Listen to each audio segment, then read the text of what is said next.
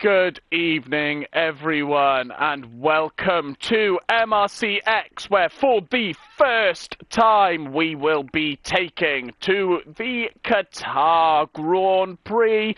It's a very exciting day. We are doing a full qualifying, and we are doing a 50% race, so there is a lot happening today, including me being joined by a brand new comms partner for the very first time. Everyone, please welcome LRL. How are you doing tonight, sir? Well, thanks, Simon, for the warm welcome. Yeah, great to be in the comms box today with you for the first time. And yeah, I'm curious how the boys will do for the first time in Qatar.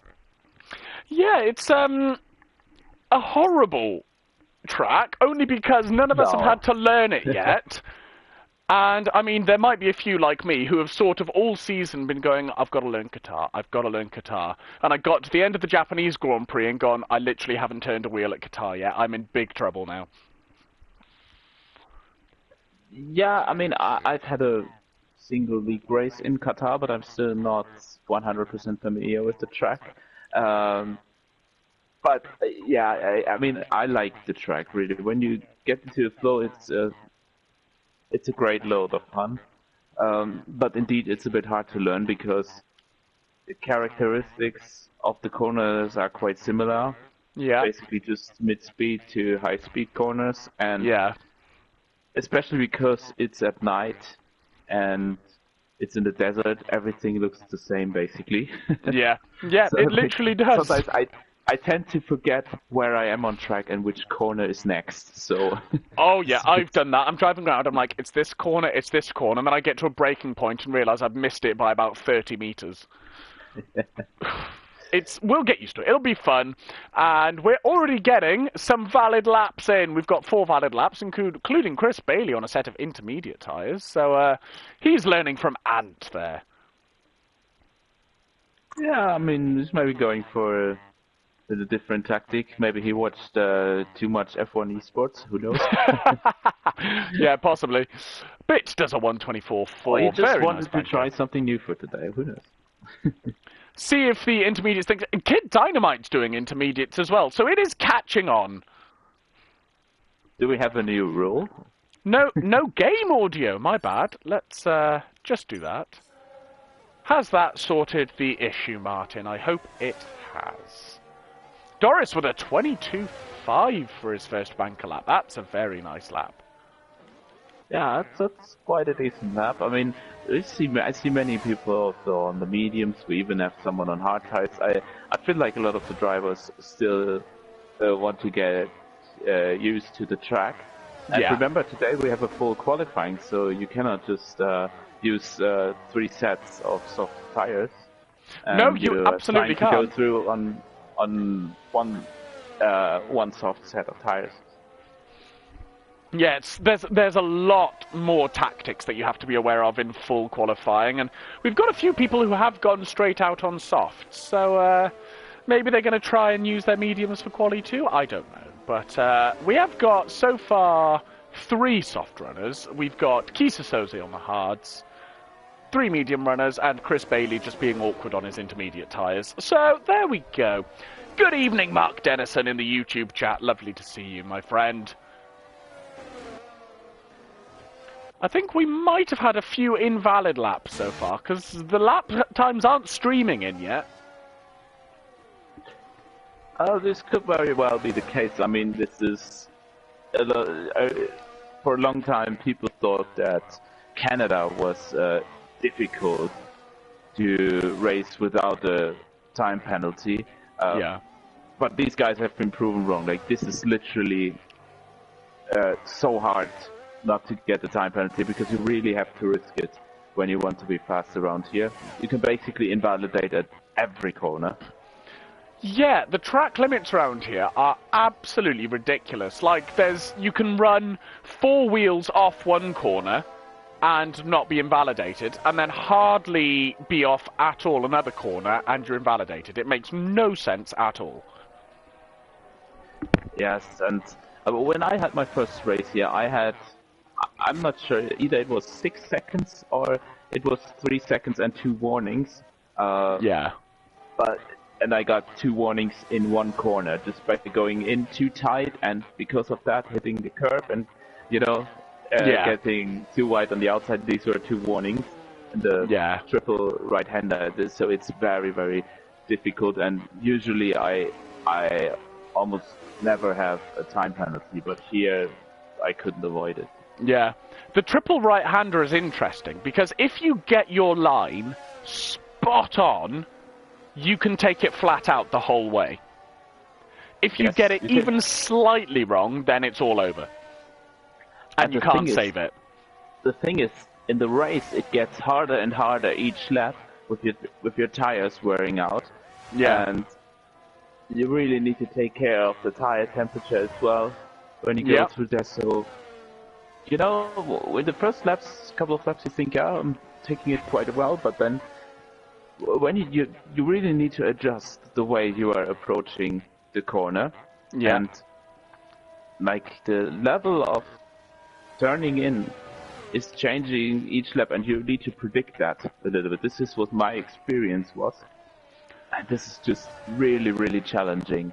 Yeah, I mean, you kind of also following other cars, You get used to, at other tracks, how your braking points very slightly change as the tyre wears, and maybe your accelerating points, etc. change. But on this track, it is every single lap is drastically different.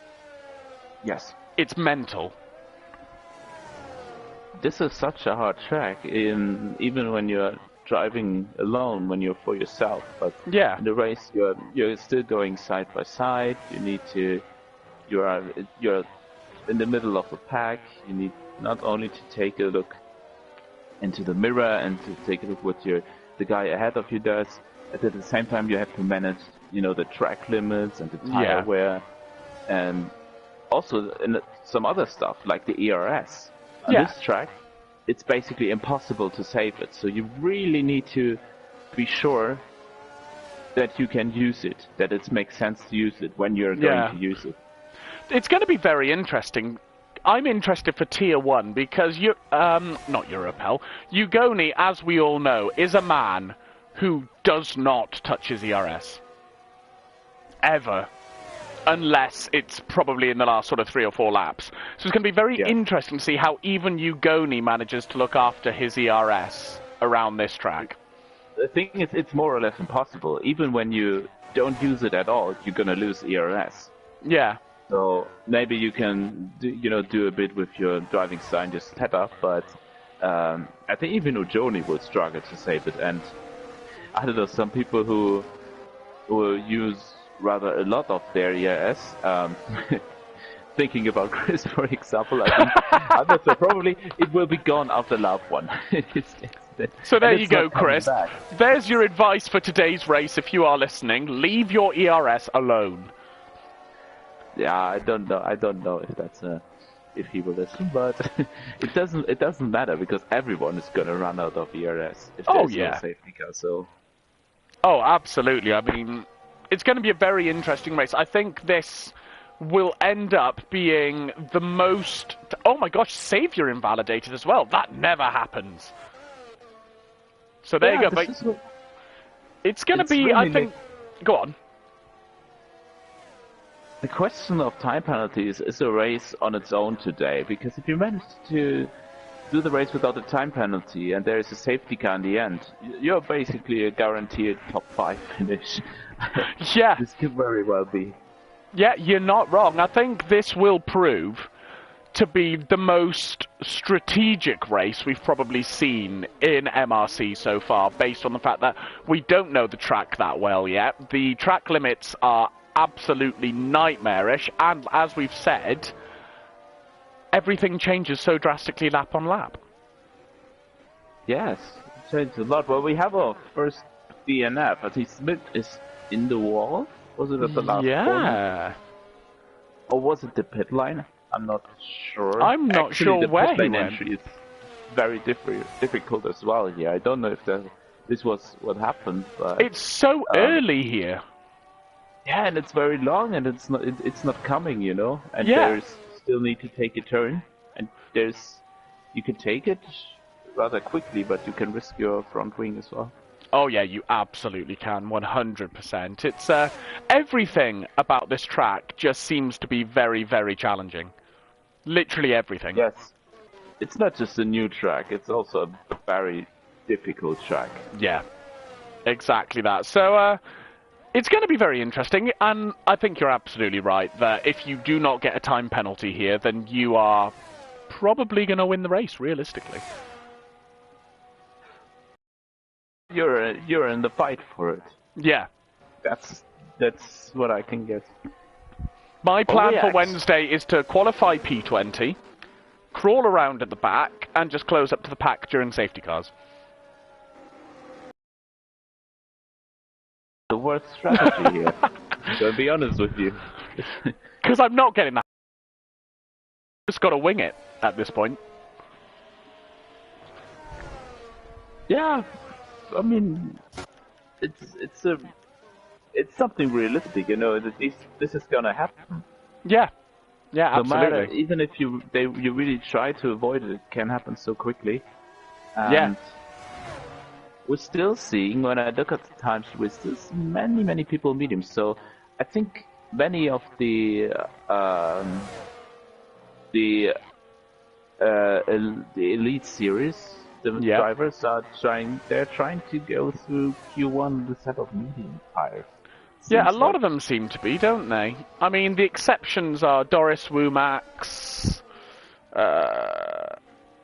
Ant's got a set of softs on ready to go by the looks of it, and Monster's on a set of softs. But all of the others are medium tyres, and I mean, the other thing I've noticed about this track from the one qualifying session I've done is that it really ramps up towards the end of qualifying. Yes, I think many people are just waiting for the track to improve, and we still have 4 drivers who did not set a lap time. I don't know if they may be invalidated, but I saw 2 of them invalidate. Okay, but yeah, surely there are people who will try to get through with 1 lap. But as I said, if they invalidate, now it's over. They are out. Yeah, yeah, they're. It's a bit risky leaving it all for a do-or-die lap around Qatar, really. Yes, because of course you can take it cautious and say, okay, I'm not going to push 100%, but I try to get a clean lap without invalidating. Yeah. But it will cost you a lot of time, so... Exactly that, yeah. It's risky. Yeah, is it better to just get a lap on the board, or is it better to try and do a push lap? That's what you need to figure out around here. We haven't got a lot of people out at the moment. So this is, I think, it's a very clever decision to change the qualifying format for this race. You know, usually we're used to a one-shot qualifying or a short qualifying. Yeah. But especially here, you really need to take risks and to think about your strategy already in qualifying. So it's a it's a perfect track to do this. Yeah, absolutely. And it's, like we said, it's very interesting because with everything at this track, strategy in your choice of how you're going to do full quali around Qatar is so important, because you're going to want to keep extra tyres for the race if possible, because tyre wear around here is the other thing I've noticed is not nice. Now we talked about it, you can really feel it, and all these high-speed corners are torturing your tire. Yeah, they really are. Especially the left front gets treated very, very badly here. Yeah, it's not good. Well, Dumbest Hornet, unfortunately disconnected from the session and will not set a lap time. He's just rejoined. Oh, that's unfortunate. So he's not going to get a lap in, unfortunately. And Monster invalidated his lap. Ooh, he has another shot, but he's got no ERS. That's the thing.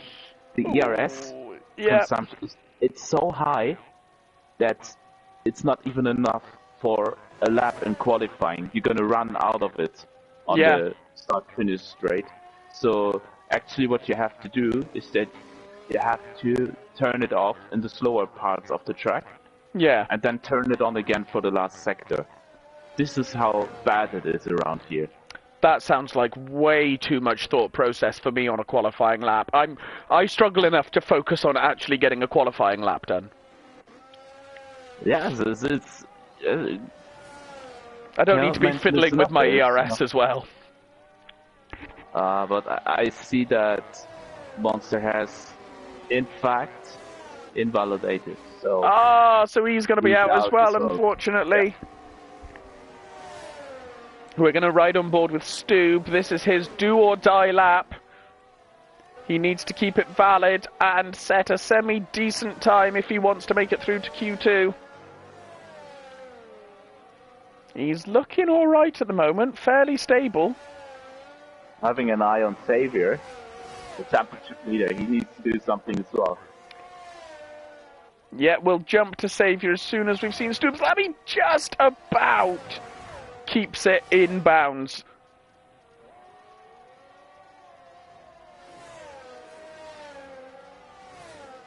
So what time is Stoob going to manage for his do-or-die lap? It is going to be valid.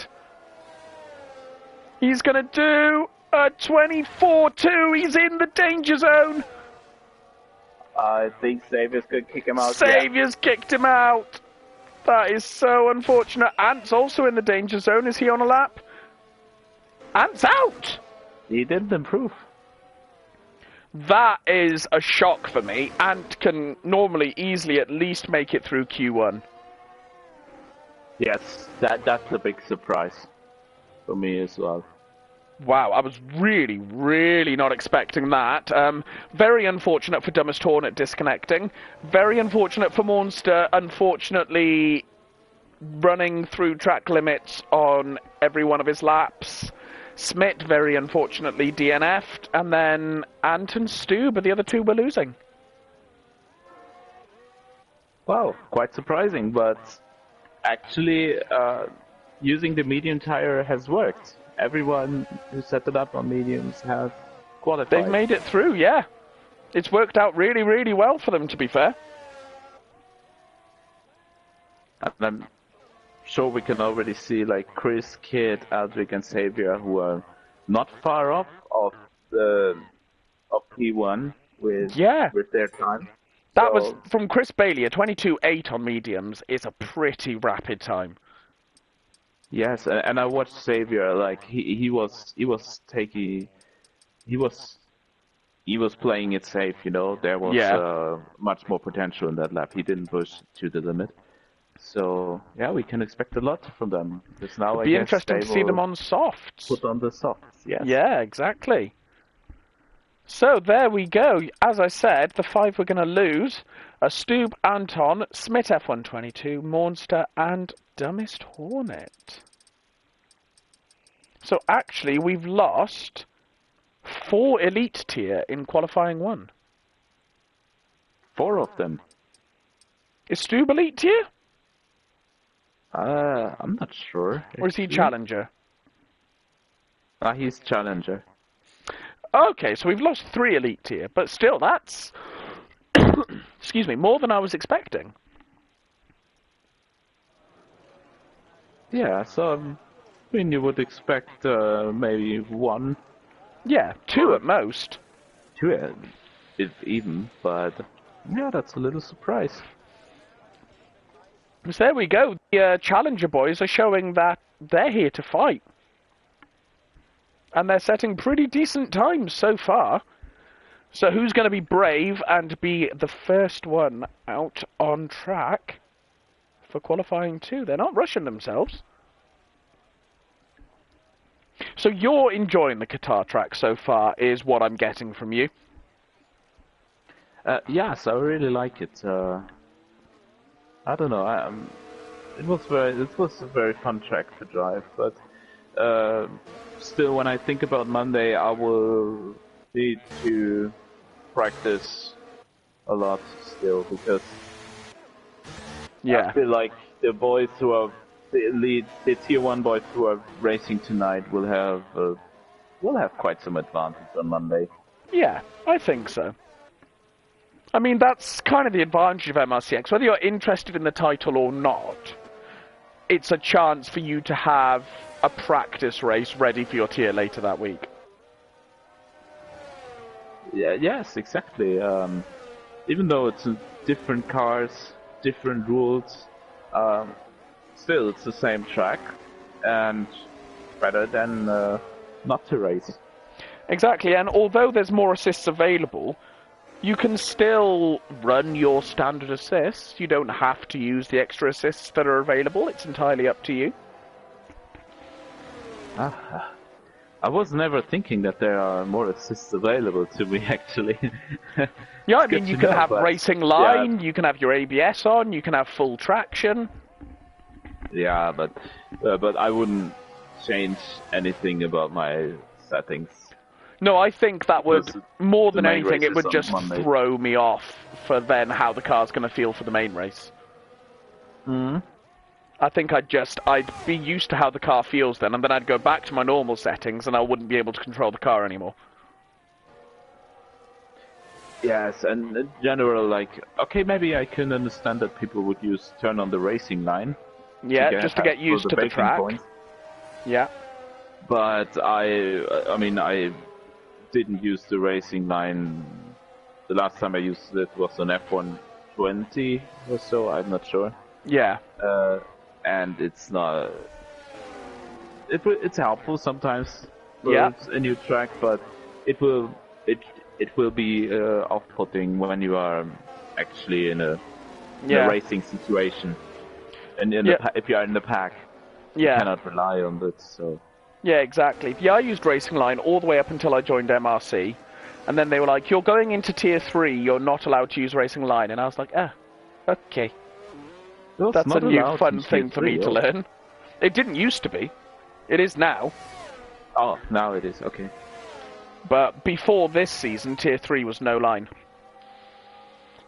Interesting. I thought it was just Tier 1 and 2. No, the only tier that was allowed Racing Line was Tier 4. I had no idea. Every single day. Here comes Wookie, because unfortunately Airways invalidated his first lap. What's the first banker going to be? A 22.9. Very nice banker lap there. Here comes Chris Bailey, still on the medium tyres. And what's he going to do? He's going to do a 23.5. Very nice on his used mediums. No, it is a fresh to mediums, my bad.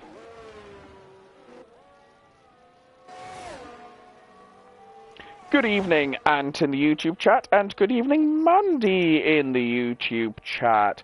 Thought Stube was Tier 2. I thought he was, but apparently he's a Tier 3 reserve now. There we go. As I said, you learn something new every day. Let's see what Europel can do, who is now very much getting used to being back in MRC after a season or two away. It's almost like he never left. Yeah, honestly, it's been very weird seeing Tier 1 without Europel in it, and it's really, really lovely to see him back. He is a man who is absolutely rapid on his day. Yeah, I could feel it in Japan. I think he had an incident. Yeah. On Monday, but until that, he was coming closer. Yeah. To the pack up front. He was really close enough. There you go, Saviour. 123.5 on the mediums. That's more the pace we expect from you. Actually, it's off of Chris Bailey.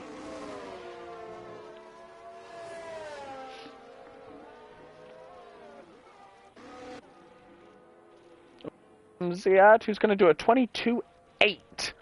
Less than a tenth off of G-Star on provisional pole.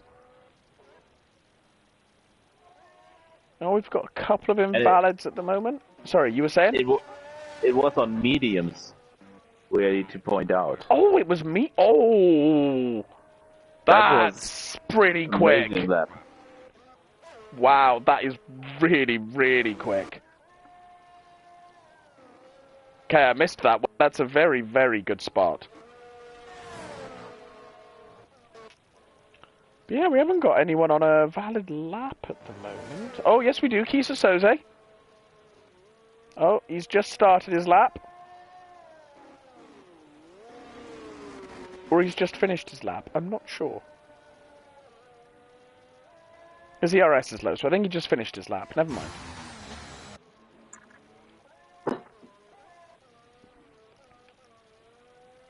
Few people on out laps. It's been quiet on track at the moment.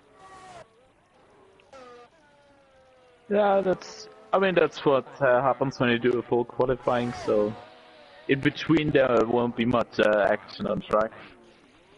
Also, less cars now. We haven't got 20 cars driving around. Yes. So that doesn't help. Let's see what Doris can do, because he's just started his lap. He's on a set of soft tyres, and he's another man who has some pretty impressive pace.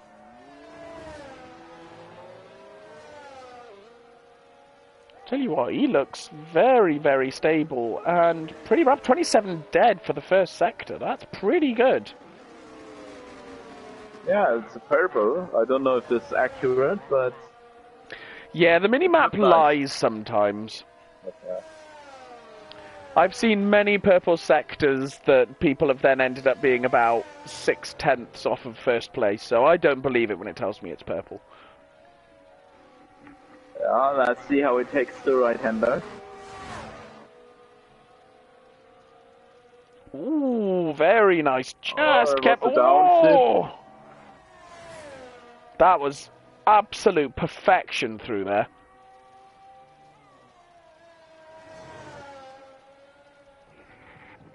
Here he comes. Let's see what he's going to do. This could be pretty rapid. 22.3. Wow.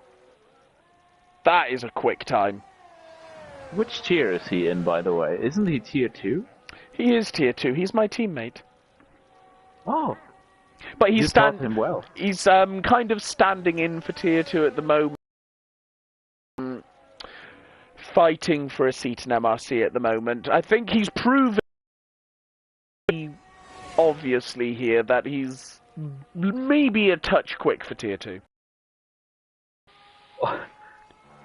Well, he definitely has a chance in tier 1, I think. He's definitely got the pace for tier 1. The only issue is there aren't any seats in tier 1 at the moment. No, let's see how he involves, but that's looking very promising, I have to say. I mean, mind you, Airways at 22.7. I mean, from one of our tier 3 boys. Tier 3 is Airways is tier 3, yeah. Yeah, there are some quite quick people in every tier, as the repos spins rounds. Yeah. Oh, he's had a spin. Oh no. Here comes Speedy Bullet through the triple right-hander. That looked very nice.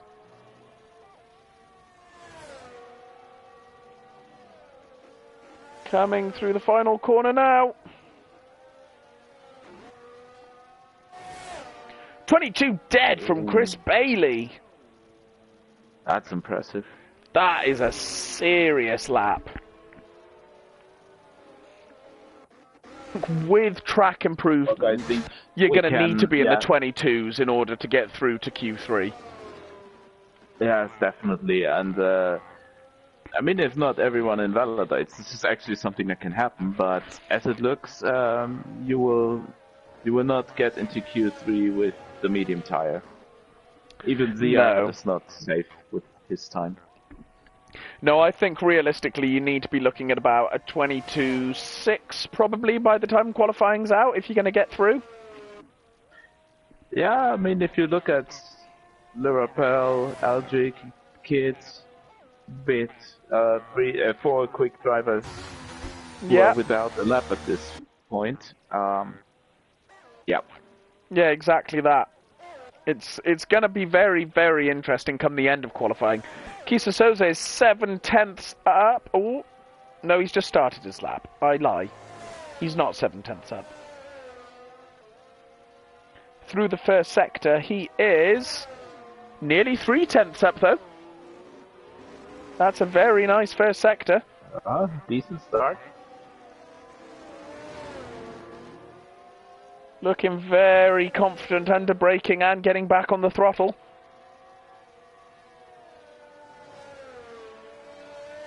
Very nice through there.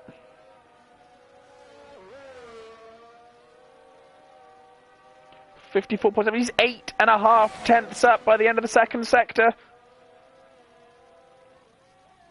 On in the correction level. Yeah, had to drop a gear through the triple right-hander. But otherwise it looked very clean. This looks like a pretty good lap, to be fair. I think for now it will put him around P5. 22.7 P4. I'll let you off with that. That was a very, very good call. Half a tenth was missing, Indeed. But now Xavier's coming and he's almost a second up. Oh, he is. This could be a pretty tasty lap if he has a good final sector.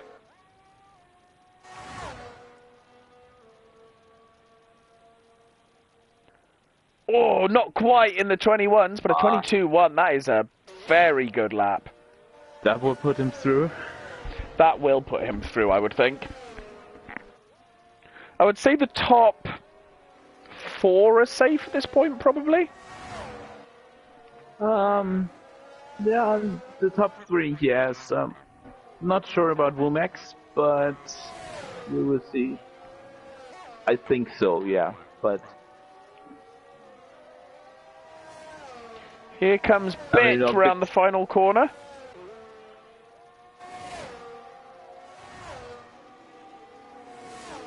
With a 22.8. Oh, he is in the danger zone with only 1:30 left. And Europel's only just started his lap, so this could be the man to chuck him down.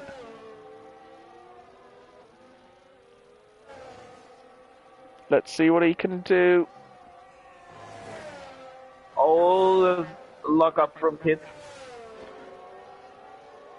27.3 first sector, that's pretty good.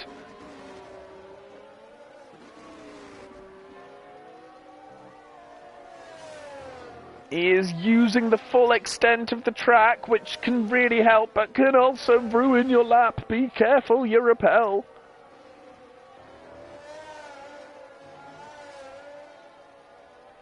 Here he comes towards the end of the second sector, 54.5. He could be on for top 5 here.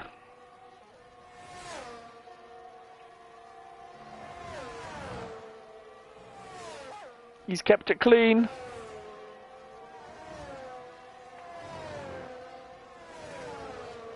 Oh, he used the full extent. Kid's out.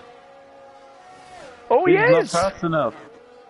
Oh, that's a shock. 22.2 from Europel. Ziad with a 21.9. Oh, wow. Albrick too. Here he comes round the final corner. Has he done enough? He has. Yeah. Hackerboy is coming towards the end of his lap now. What's he going to manage? He is very, very low on ERS. I'm not sure he'll have done enough here, unfortunately. No, he hasn't. He won't improve. Let's see where Speedy Bullet is at the end of the second sector.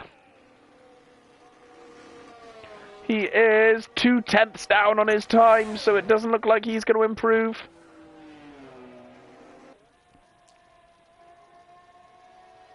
So I think at this point we know who we're losing.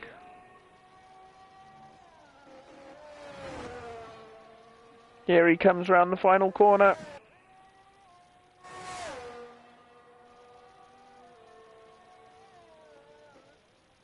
(23.3).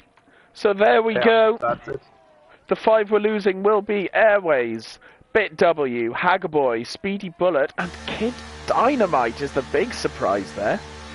Wow, that's. I mean, what are the odds of Kid Dynamite finishing last? Honestly, I know.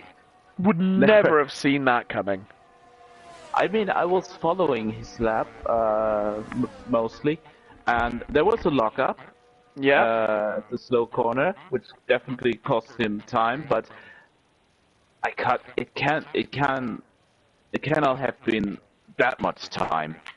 Yeah. I mean, it would have put him close maybe to P10, but yeah. Do you know what's really gutting is for Airways, he was knocked out by 0.05 of a second. Oh, yeah. That is absolutely gutting for him. He was so close to Q3. Yeah, and he was in third or fourth place, and yeah, still he was out. So that's how much this track ramps up towards the end of qualifying. Yes. So there you go. The shootout. We've got 2 challenger tiers left. Just Aldrich and Wookie. All the rest of the elite tier boys. Yeah, they are actually. Oh, but it was a good call from Zia to go out again, because even with his impressive time on mediums, he would have been out. He would have, yeah. He made a very, very good call. I mean, like I said, 22.7, 22.6, that just wasn't a safe enough time for me. No, it wasn't. You never know. You never know if someone will invalidate, but in fact, everyone was able to set a serious lap time, so yeah, they are used to the track now, or getting more used to the track at least. Yeah, I mean, maybe you can risk it here and say, oh, there'll be invalidations, but people are picking up the track pretty quickly now, I would say. Well, the boys are learning fast. Faster than me, anyway. Yeah, faster than us. I did practice yesterday, and I finished practice and thought, after an hour of practice, I'm still no closer to learning how this track goes. It was just invalidation after invalidation after invalidation. It was mental. Yeah, it requires a lot of patience to learn this track here. Yeah. But I remember my first lap that was like, yeah, not amazing, but that was a good lap, you know? Yeah. Clean lap without a mistake, and that was really satisfying. Yeah. Yeah, when you really nail it around the corner.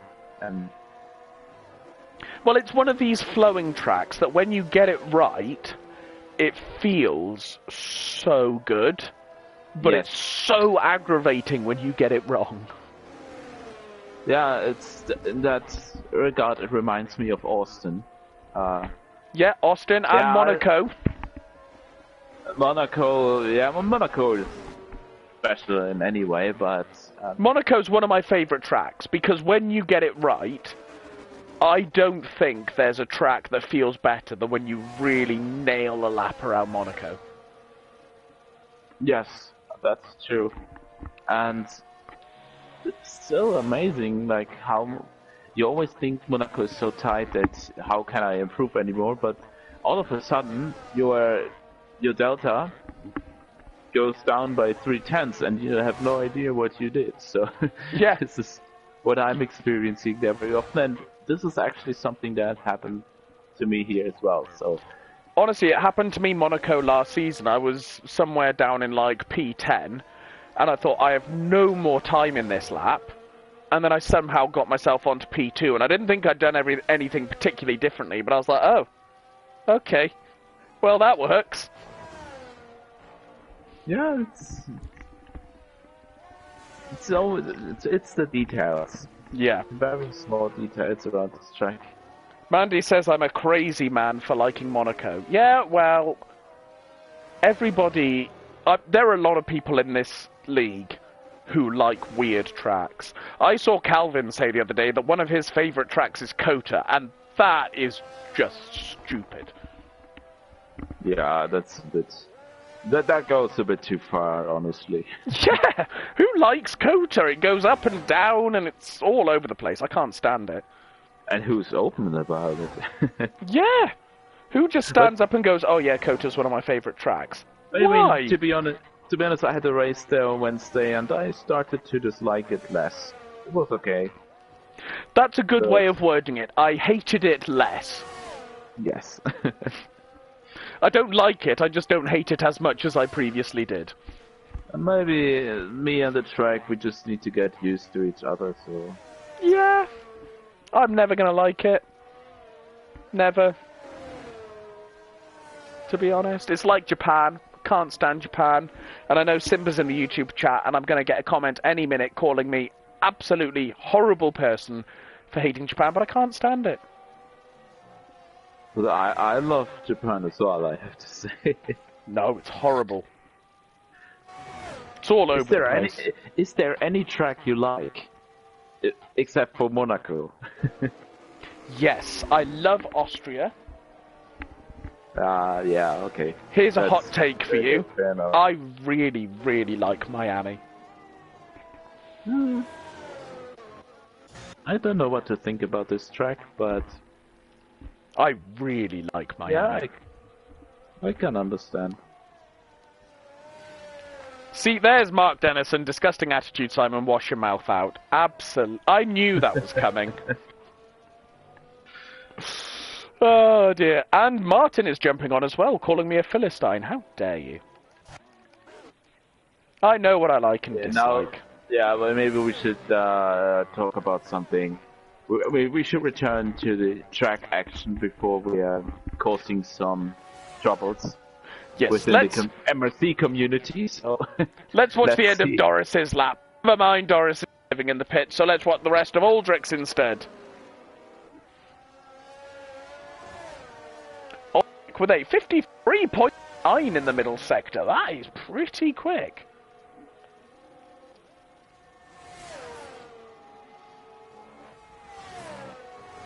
Here he comes, very stable through there.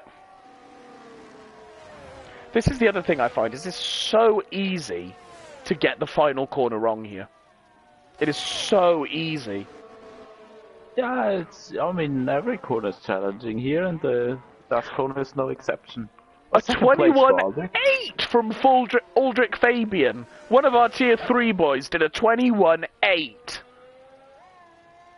That is unbelievable. Amazing lap. I'm starting to think that that actually tier 3 seems to be the fastest league. Yeah, forget tier 1. We need the tier 3 boys. Without noticing. Yeah. Well, I mean, Aldrich, since I raced with him for the first time, he was always very competitive. Yeah. Even at the front. So this track is no different. Well, I feel great because I have not yet set a lap that is quicker than 1 minute 23, so I have zero faith for my qualifying on Monday.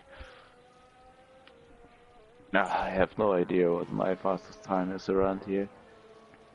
I think I've managed a 23.2 so far, and that is my best. And that makes me sad.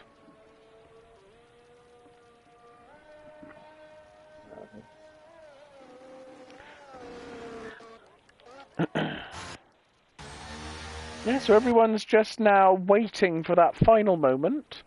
We've got a few on their out laps, to be fair, but no one actually starting their lap yet.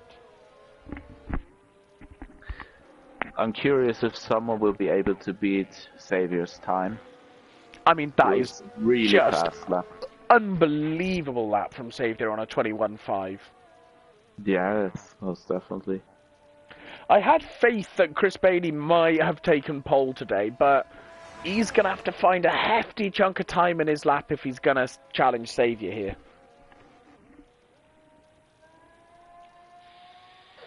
Yeah.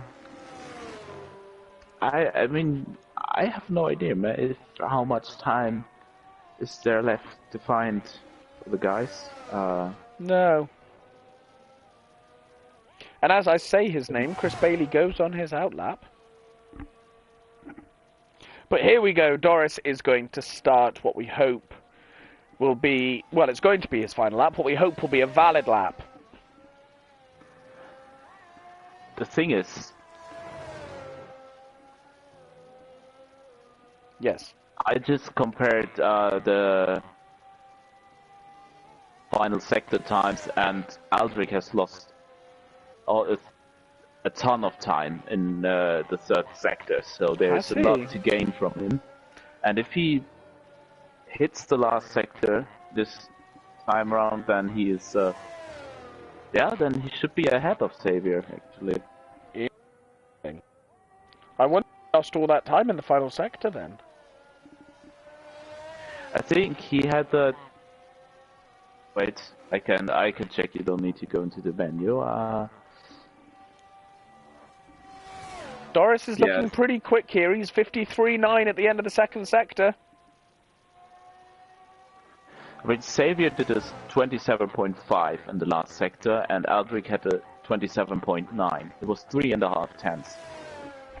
So that's pretty close to matching Xavier's time if he got the final sector right.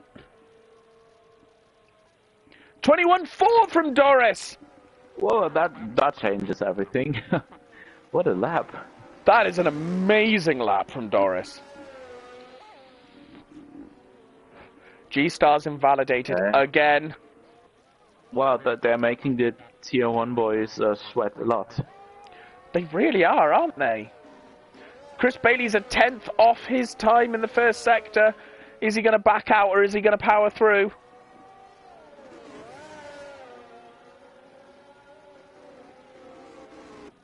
I think he's powering through.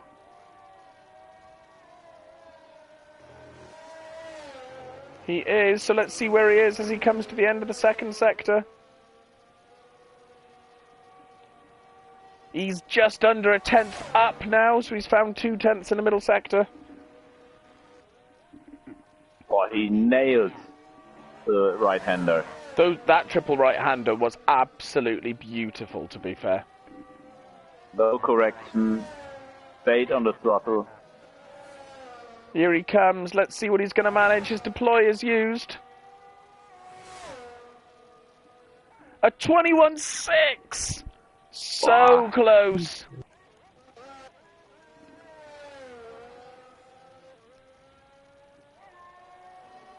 Xavier's done a 27 dead for a first... Xavier. G-Star's done a 27 dead for the first sector.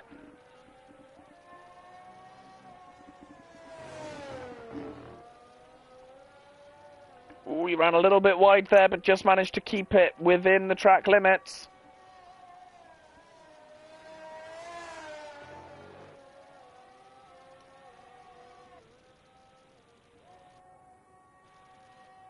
.5 at the end of the second sector. This could be an okay lap. Bit of a lift through the triple right-hander.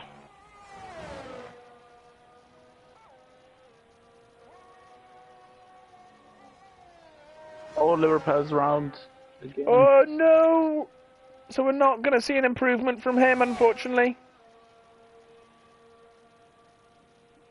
He's going to do a 22.9 G-Star, so he sets a valid lap, but he stays in P10 for the moment. Xavier invalidated! Oh, but see it, it's coming. It looked pretty fast. Oh, so close. Oh, 500ths of a second again. Aldrich's invalidated. Europel's invalidated. Womax is still going, and he's 3/10 up in the second sector.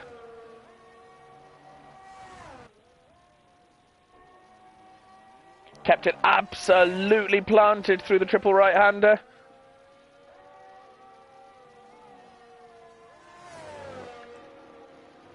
Let's see what he can do coming down the pit straight now.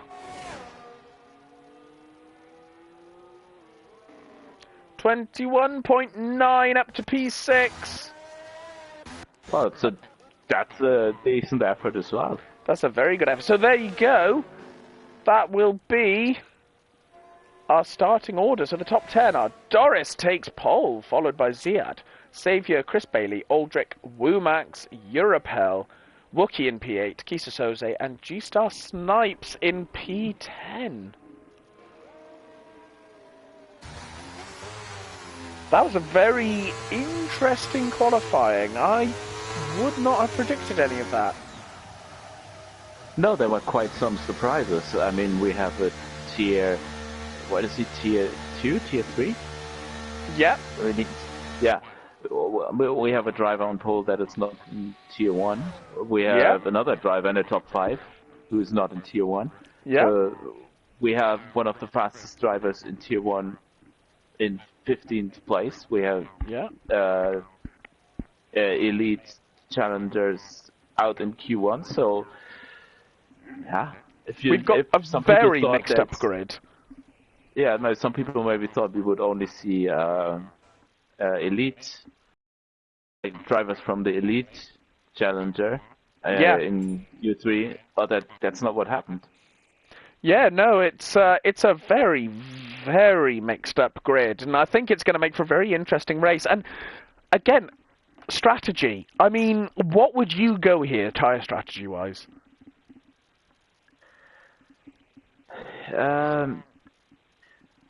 I think I'm not really sure, to be honest, how the tires last year. I trying to remember from the race that I had, but it's some weeks ago. I don't think the hard would be a bad tire to start on here. No, actually, I think many people used the hard tire, and that for quite some time, because the hard tire, I think it was much easier to manage the temperatures, and especially later in the stint, they were really coming alive. And plus, the track temp is so high, I don't think it's going to take that long for the hard tyres to heat up in the first instance. So I don't think you're going to be at much of a disadvantage by starting on the hard tyre. Now, if there's no safety car coming, it's a good choice, actually, yes. And that's the thing, I don't know how many safety cars there'll be, because there's not that many places on the track where the walls are that close. Yeah, but on the other hand, it's high speed, so it can always happen. Like, I experienced safety cars around here. Okay, I don't know how many I would expect, because, like I say, there are sections where they're a bit close, but in general, you've got a fair bit of breathing room from the walls around this track. Like, it's not like Azerbaijan or Miami or something where the walls are just right there all the way around. That's true. That's true, to be honest. So, but there's still some places where it's possible. Yeah. So, I think we're gonna see a safety car today.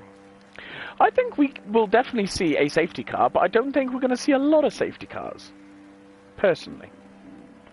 But I'm ready to be proved wrong. So, the tyre strategies, wow! We have got a lot of people starting on the medium tyres, most of the grid. On the hard tyres, we've got Speedy Bullet, Wookie, Europel, and Womax. And on the softs, we've got Ziad and Anton. And the rest of the grid is on medium tyres. Well, that's very interesting. I thought we would see more hard runners. Yeah. To be honest. Basically, the grid heard me say, I would start on hards and go, well, I'm not going to do what Baby Hornet does, so I'm going to start on mediums. I see how it is. I know my place. But it's going to be very interesting. It's not a very mixed up grid tyre-wise. So strategy is... I don't know. It's going to be very interesting seeing how long the tyres last on full race fuel. Yes, so I'm not... I mean, I wouldn't use the soft tire on the start, to be honest. I mean, Ziad, I can understand he wants to get into the lead quickly. Yeah. He wants to win the start and then trying to pull away. That can make sense, but in the pack it will... I think it will hurt you a lot with the full tank, and when they're starting to wear out, you're gonna really struggle. Yeah, I mean, I would say that Ant is a man who is very good at looking after his tyres. You can't deny that. I mean, he's always starting on the soft tire, and he picks them for a ridiculous amount of laps. Yeah, I mean, even in Suzuka, he took them longer than some medium runners. Yeah, exactly. But I just don't see the soft tyre being a tyre that's going to work out on this particular track. Personally. They're not as bad as it sounds, maybe. So actually, you can use them, I think. I think you can use them, but I would probably, if I was going to use the softs, I would probably start on the hards and switch to the softs when I'm on lower fuel. Yes, that's a decent strategy, yeah. But there we go. So... As usual, I get a terrible camera angle for the start of the race, so I'm going to ride on board with Doris for the start of the race, rather than using a cinematic camera, I'm afraid. We've got 3 lights, we've got 4 lights, we've got 5 lights, and we are... Any minute now, we are... under safety car. Oh, we are glitched. No. Oh no, guys, no. Oh, why? It's always when I start the lobbies that this happens. Yeah, that was an anticlimax, I have to say. Yeah.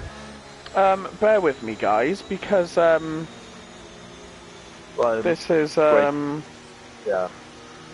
Okay. Think we're gonna see a restart soon? Yeah. I'm just, in discussion with the admins. Please bear with. I will update you all as soon as I'm able. But I've got 1 vote. But guys, yeah, if any of the drivers is listening to the stream, this is the chance to take the driver out that you hate the most without getting penalized. So no, don't say that. Naughty. We are red flagging. Please leave the lobby. We will get it started back up as soon as possible, and we will be back on YouTube very soon. Thank you, everyone.